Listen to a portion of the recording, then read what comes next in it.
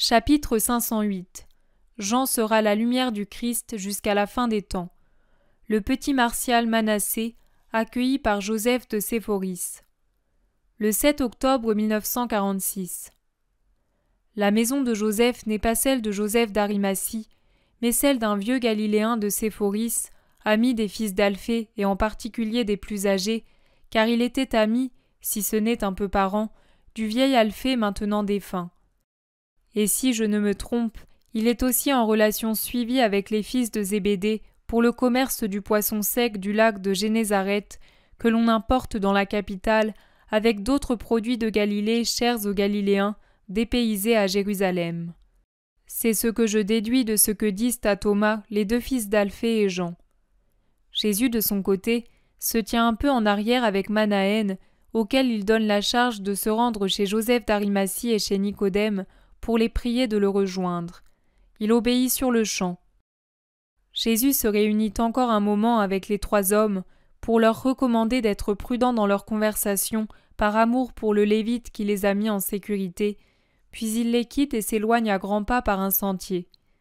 Mais Jean a vite fait de le rejoindre. « Pourquoi es-tu venu ? Nous ne pouvions te laisser seul ainsi, et moi, je suis là. Crois-tu donc que tu pourrais me défendre à toi tout seul contre une telle foule ? Je n'en suis pas sûr, mais au moins je mourrais avant toi et cela me suffirait. Tu mourras très longtemps après moi, Jean, mais ne le regrette pas.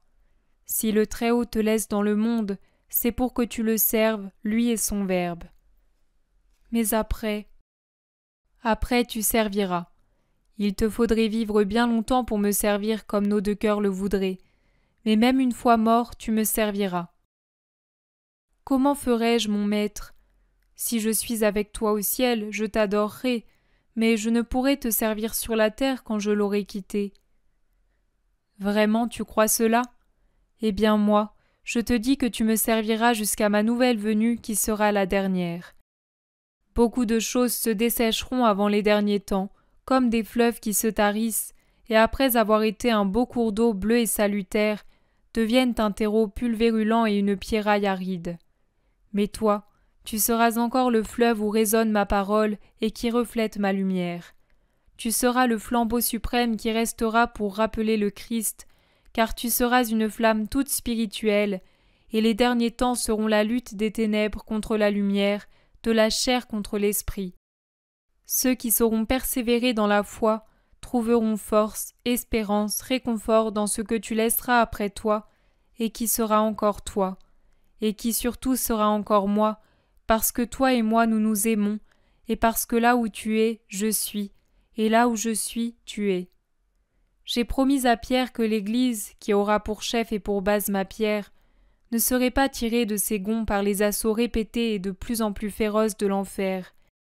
Mais j'ajoute maintenant que ce qui sera encore moi, et que tu laisseras comme lumière pour ceux qui cherchent la lumière, ne sera pas détruit malgré tous les efforts de l'enfer pour l'anéantir.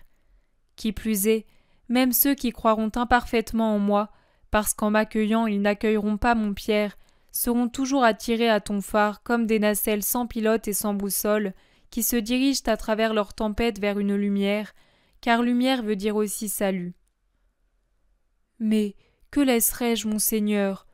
Je suis pauvre, ignorant, je n'ai que l'amour. Voilà, tu laisseras l'amour, et l'amour pour ton Jésus sera parole. Et beaucoup, beaucoup, même parmi ceux qui ne seront pas de mon Église, qui ne seront d'aucune Église, mais qui chercheront une lumière et un réconfort, aiguillonnés par leurs esprits insatisfaits, par besoin que l'on compatisse à leur peine, viendront à toi et me trouveront moi. Je voudrais que les premiers qui te trouvent soient ces Juifs cruels, ces pharisiens et ces scribes, mais je ne sers pas à autant. Rien ne peut entrer là où tout est rempli, mais ne te décourage pas. Nous voici chez Joseph, frappe et entrons. C'est une maison haute et étroite, jouxtant un magasin bas et malodorant de marchandises entassées. À côté se trouve une cour assombrie par les murs qui la surplombent, une cour qui ressemble à celle d'une auberge, comme étaient alors les auberges. Des portiques pour les marchandises, des écuries pour les ânes, et des pièces ou de grandes chambres pour les hôtes. Ici, il y a une cour mal pavée, un bassin, 2 écuries basses et sombres, un hangar rustique qui sert de portique, adossé à la maison et dont une porte donne dans le magasin. Puis, au-delà, il y a la maison dont j'ai parlé, vieille, sombre, avec une porte haute et étroite où l'on accède par 3 marches de pierre usée. Jean frappe à la porte, et il attend jusqu'à ce que s'ouvre une fente étroite où de la pénombre apparaît le visage ridé d'une petite vieille qui scrute. « Oh, Jean, j'ouvre tout de suite, que Dieu soit avec toi !» dit la bouche qui appartient à ce visage ridé, et la porte s'ouvre avec un grand bruit de verrou. « Je ne suis pas seule, Marie, j'ai le Maître avec moi. »« Paix à lui aussi, honneur de la Galilée, et heureux le jour qui mène les pieds du Saint dans les murs d'un véritable Israélite. Entre, Seigneur, je vais tout de suite avertir Joseph. Il est en train de faire les dernières livraisons, car le crépuscule arrive tôt pendant ce triste mois d'Étanim. Laisse-le à son travail, femme. Nous resterons ici jusqu'à demain. C'est une grande joie pour nous. Nous t'attendions depuis longtemps. Et même il y a quelques jours, ton frère Joseph a envoyé demander des nouvelles de toi. Mais mon époux t'en dira plus. Voilà, tu peux rester ici. Et je te quitte, Seigneur, car je suis en train de finir le pain. Il faut qu'il soit cuit avant le crépuscule. Si tu veux quelque chose, Jean sait où me trouver. Va en paix, il ne nous faut rien d'autre que l'hospitalité. Il reste seul quelque temps. Puis de derrière le rideau qui sépare la pièce d'un couloir, un petit visage brun se fait voir et jette un coup d'œil, craintif et curieux à la fois. « Qui est cet enfant ?» demande Jésus à Jean. « Je ne sais pas, Seigneur, il n'était pas là les autres fois. Il est vrai que depuis que je suis avec toi, je ne suis plus venu ici pour le compte de mon père. Viens ici, mon enfant. » Le petit s'avance à petits pas. « Qui es-tu » ? « Je ne vais pas te le dire. » « Pourquoi ?»« Je ne veux pas m'entendre dire des paroles désagréables. Si tu les dis, je te réponds, et Joseph ne le veut pas. » « Voilà du nouveau. Maître, qu'en penses-tu » Jean rit, amusé par les raisons du petit bonhomme. Jésus aussi sourit, mais il lève la main pour attirer l'enfant, et il l'observe. Puis il demande « Et toi, tu sais qui je suis ?»« Bien sûr que je le sais, tu es le Messie, celui qui fera sien le monde entier, et alors on ne dira plus des paroles désagréables aux petits comme moi. »« Tu n'es pas d'Israël, n'est-ce pas ?»« Je suis circoncis, et cela m'a fait très mal. Mais la faim aussi me faisait mal, et de ne plus avoir de maman, ni personne. Pourtant, cela fait mal encore d'entendre qu'on nous... » Il pleure ayant perdu sa primitive hardiesse. « Ce doit être un orphelin étranger, Jean. Joseph a dû le recueillir par pitié et l'a fait circoncire. » Explique Jésus à Jean, étonné des raisons et des pleurs. Jésus soulève l'enfant et le prend sur ses genoux. « Dis-moi ton nom, petit. Je t'aime bien. Jésus aime tous les enfants et surtout les orphelins. J'en ai un, moi aussi, qui s'appelle Marziam et qui... »« Et moi aussi, car moi... » La petite voix n'est plus qu'un murmure à peine perceptible. « Car moi je suis romain. »« Je te l'avais bien dit. Et tu es orphelin, n'est-ce pas ?»« Oui. Je ne me souviens pas de mon père, mais de maman, oui. Elle est morte alors que j'étais déjà grand. Je suis resté seule, et personne ne voulait de moi. Je suis venu de Césarée, à pied derrière les voyageurs, après que le maître est parti au loin. Et j'avais tellement faim. Et si je disais mon nom, je recevais des coups. Car mon nom permettait de comprendre d'où je viens, hein. Et je suis venu ici pour une fête. Comme j'avais faim, je suis entré dans les écuries avec une caravane, et je me suis caché dans la paille pour manger l'avoine et les caroubes des ânes. Mais un âne m'a mordu et j'ai crié. On est accouru et on voulait me battre, mais Joseph a dit « Non, Jésus a fait cela et il dit d'agir comme lui. Donc moi, je prends l'enfant et j'en ferai un Israélite. » C'est pourquoi il m'a pris et soigné en même temps que Marie, et il m'a donné un autre nom, car le mien, maman m'appelait Martial. » Ses larmes recommencent à couler. « Et moi je t'appellerai Martial comme ta mère. C'est très bien ce qu'a fait Joseph. Tu dois l'aimer beaucoup. » « Oui, mais toi davantage. Lui-même dit toujours « Si un jour tu rencontres Jésus de Nazareth, le Messie, aime-le de tout ton être, car c'est par lui que tu as été sauvé de l'erreur. » Marie disait à côté à la servante que le Messie était à la maison, et je suis venue voir celui qui m'a sauvée. Je ne savais pas que Joseph avait fait cela. Il était si pingre. Jamais je n'aurais pensé qu'il pourrait... Pauvre Joseph, avare et brouillé avec ses enfants. Ils n'ont pas respecté ses cheveux blancs. Je le sais, mais vois-tu, peut-être qu'en cet enfant il se renouvelle et oublie.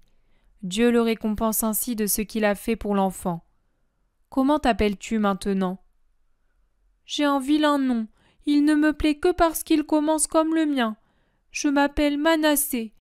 Mais Marie qui comprend m'appelle Man. L'enfant dit cela avec un air si désolé que Jésus et Jean ne peuvent s'empêcher de sourire. Mais Jésus, pour le consoler, explique. Manassé est un nom dont le sens est très doux pour nous. Il signifie « Le Seigneur m'a fait oublier toute douleur ». Joseph te l'a donné, car il a voulu indiquer que tu lui feras oublier toute sa douleur. Et c'est bien ce que tu vas faire, mon enfant, par reconnaissance pour lui. Toi-même, par ton nouveau nom, tu te diras que le Seigneur t'a tant aimé qu'il t'a rendu un père, une mère et une maison. N'est-ce pas? Oui, expliqué ainsi, oui. Mais Joseph affirme que je dois oublier même ma maison. Moi, je ne veux pas oublier ma maman. Jésus regarde Jean, et Jean regarde le Maître, et au-dessus de la petite tête brune, il y a tout un discours de regard. On n'oublie pas une mère, mon enfant. Joseph s'est mal expliqué, ou plutôt tu as mal compris. Il voulait sûrement dire que tu dois oublier toute la douleur de ton passé, la douleur de ta maison, parce que maintenant tu as celle-ci et tu dois être heureux. Ah, vu comme ça, oui. Marie est bonne et me rend heureux. En ce moment même, elle me prépare des fouasses. Je vais voir si elles sont cuites, et je t'en apporte à toi aussi. Et il glisse des genoux de Jésus pour courir hors de la pièce. Le bruit de ses petits pieds nus se perd dans le long couloir. Toujours cette tendance à la dureté, même chez les meilleurs d'entre nous. Prétendre l'impossible. Ils sont plus sévères que Dieu, les enfants de son peuple. Pauvre enfant. Peut-on peut-être prétendre qu'un enfant oublie sa mère sous prétexte qu'il est désormais circoncis? Je le dirai à Joseph. Je ne savais vraiment pas qu'il avait fait cela. Mon père, comme beaucoup de Galiléens, descend ici aux fêtes, et il ne m'en a pas parlé, comme s'il ignorait tout. Mais j'entends la voix de Joseph. Jésus se lève et Jean l'imite, prêt à saluer, avec les honneurs qui lui sont dus, le maître de maison qui entre et qui à son tour s'abîme en profonde courbette et finit par s'agenouiller aux pieds de Jésus. « Lève-toi, Joseph. Je suis venu, tu le vois. » « Pardonne-moi de t'avoir fait attendre. Le vendredi est toujours un grand jour. Salut à toi, Jean. As-tu des nouvelles de Zébédée ? » ?»« Non, pas depuis la fête des Tantes où je l'ai vu. »« Alors sache qu'il va bien, et de même Salomé. Ce sont des nouvelles fraîches de ce matin avec le dernier envoi de poissons. Et à toi aussi, maître, je puis dire que tes parents se portent tous bien à Nazareth. Le lendemain du sabbat, ceux qui arrivent repartiront. Si vous voulez envoyer des nouvelles, êtes-vous seul ? Non. D'ici peu les autres seront ici. Bien, il y a de la place pour tout le monde. C'est une maison fidèle. Je regrette que Marie soit occupée avec le pain et moi avec les ventes. On vous laisse ainsi seul. Nous ne t'avons pas fait honneur et nous ne t'avons pas tenu compagnie comme il convient pour un hôte, et un hôte important. Un fils de Dieu comme toi, Joseph. Ceux qui suivent la loi de Dieu sont tous égaux. Et non, toi c'est toi. Je ne suis pas obtus comme ces Juifs. Tu es le Messie. Cela par la volonté de Dieu. Mais en ce qui concerne ma volonté et mon devoir, je suis comme toi, un fils de la loi. Et ceux qui te calomnient ne savent pas dire et faire ce que tu dis maintenant et ce que tu fais toujours. Mais toi, tu mets en pratique une bonne partie de mon enseignement. J'ai vu l'enfant Joseph. Ah, tu l'as vu? Il est venu. Il sait pourtant que je ne veux pas. Puisque c'est toi, j'en suis heureux. Mais il aurait été possible que ce ne soit pas toi. Et alors, que serait-il arrivé? C'est que cela ne me plaît pas, voilà. Pourquoi, Joseph? Pour qu'on ne fasse pas ton éloge? Ta pensée est louable, mais l'enfant pourrait penser que tu as honte de le montrer. Et c'est vrai. C'est vrai? Et pourquoi? Explique-moi cela. Voilà, l'enfant n'est pas né hébreu de parents hébreux, pas même de prosélytes, pas même d'une femme de notre pays et d'un père païen. C'est l'enfant de 2 Romains, affranchi dans la maison d'un Romain de Césarée-Maritime. Il a gardé l'enfant tant qu'il y est resté, mais à son départ, il ne s'en est pas occupé et l'enfant est resté seul. Les Hébreux, naturellement, ne l'ont pas accueilli. Les Romains, ce que sont les Romains, tu le sais, et surtout ces Romains de Césarée. L'enfant, en mendiant. Oui, je le sais, il est arrivé ici et tu l'as accueilli. Dieu a signé ton acte au ciel. J'en ai fait un circoncis, et j'ai changé son nom. Le sien était païen, idolâtre, mais je ne veux pas qu'il se montre et qu'il se rappelle son passé. Pourquoi, Joseph? Demande doucement Jésus avant d'ajouter. L'enfant en souffre, il se rappelle sa mère, c'est compréhensible. Mais il est compréhensible aussi mon désir de n'être pas critiqué pour avoir accueilli un innocent. Rien de plus que cela, Joseph. Pourquoi crains-tu le jugement des hommes quand un jugement plus haut, celui de Dieu, approuve ton acte parce qu'il est saint? Pourquoi avoir honte, par respect humain ou par crainte de représailles, d'une bonne action? Pourquoi veux-tu donner à l'enfant un exemple de duplicité tel que celui qui ressort du changement de nom, d'étouffer son passé par crainte qu'il te porte préjudice? Pourquoi veux-tu inculquer à l'enfant le mépris du père et de la mère? Tu vois, Joseph, tu as fait une action digne d'éloge, mais tu la couvres de poussière avec ces idées imparfaites. Tu as imité l'un de mes gestes, tu as accueilli mes paroles, c'est bien. Mais pourquoi ne m'imites-tu pas parfaitement, en accomplissant franchement cette œuvre et en disant « Oui, l'enfant était romain, et moi, je n'en ai pas éprouvé du dégoût, parce qu'il est fils du Créateur, tout comme nous. Seulement, j'ai voulu qu'il suive notre loi et je l'ai circoncis. » Vraiment, la circoncision véritable va arriver. Elle s'exercera sur le cœur des hommes, et elle emportera l'anneau étranglant de la triple concupiscence. Par conséquent, même si l'enfant était resté un enfant jusqu'à ce moment. Mais je ne veux pas t'en faire reproche. Tu as bien agi, toi qui es juif, en faisant de lui un juif. Toutefois, laisse-lui son nom. À l'avenir, combien de Martial, de Caius, de Félix, de Cornélus, de Claudius et ainsi de suite appartiendront au Christ et au ciel. C'est possible pour lui aussi, qui ne sait pas ce que veut dire hébreu et païen, et qui arrivera à sa majorité quand la véritable et nouvelle loi sera fondée, avec un nouveau temple et de nouveaux prêtres. De plus, il y arrivera non comme tu le penses, mais examiné par Dieu et trouvé digne de son nouveau temple. Laisse-lui le nom que sa mère lui a donné. C'est encore pour lui une caresse maternelle. Je comprends ce que tu as voulu dire en l'appelant Manassé, mais laisse-lui le nom de Martial. Et à ceux qui t'interrogent, dis simplement « Oui, c'est Martial, presque comme le disciple du Christ à qui ma mère a donné son nom. » Sois courageux dans le bien, Joseph, et tu seras grand, très grand. Maître, comme tu veux, je ne veux pas te contrarier. Et tu crois que j'ai bien agi aussi comme homme? Tu as bien agi, ta douleur t'a rendu bon. Aussi tout est bien de ce que tu as fait, et cet acte est bon. Des coups frappés à la porte de la rue interrompent la conversation.